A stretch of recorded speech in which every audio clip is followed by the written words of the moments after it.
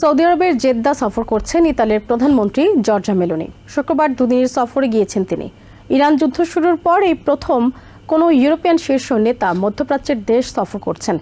বিশ্বব্যাপী অপরিশোধিত তেলের দাম ব্যারেল প্রতি $110 দাঁড়িয়েছে। এমন পরিস্থিতিতে বন্ধ থাকা হরমুজ প্রণালী দিয়ে ফিলিপিন্সের পতাকাবাহী জাহাজকে তেল পরিবহনের অনুমতি দিয়েছে ইরান।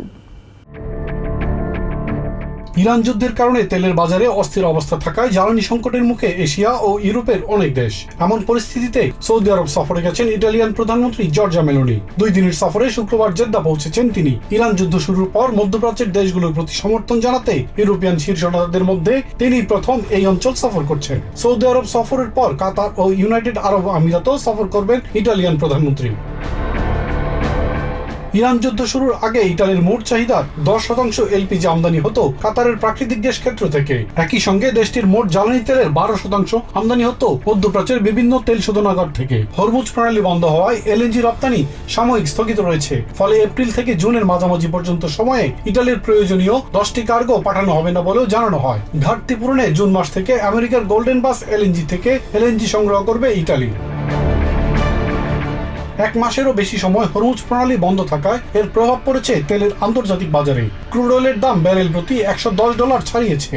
এমন পরিস্থিতিতে অন্য অনেক দেশের মতো জ্বালানি সংকটে থাকা ফিলিপিন্সের পতাকাবাহী জাহাজকে তেল পরিবহনের অনুমতি দিয়েছে ইরান।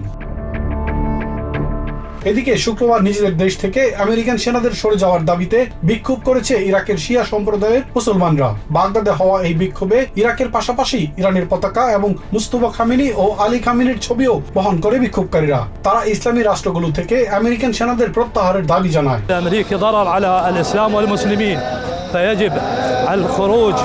একই দিনে সিরিয়ার সানায় সাবিক স্কয়ারে ইরানের বিরুদ্ধে আমেরিকান আগ্রাসনের বিরোধিতা করে বিক্ষোভ করেছে হাউথি সমর্থকরা। বিক্ষোভকারীরা ইরানের প্রতি এই অভিযানকে প্যালেস্টাইনিদের প্রতি ইসরায়েলের আগ্রাসনের মতো উল্লেখ করেন। এ সময় তারা ইরান ও প্যালেস্টাইনকে সমর্থন করে বিজয় অর্জন না হওয়া পর্যন্ত লড়াই অব্যাহত রাখার ঘোষণা দেন। نحن جميعا مجاهدين في اليمن في لبنان في العراق। Ilias Kamal, TVN 24 news desk. New York থেকে সম্প্রচারিত টিভিএন 24 টেলিভিশন বিশ্বজুড়ে বাঙালির কণ্ঠস্বর।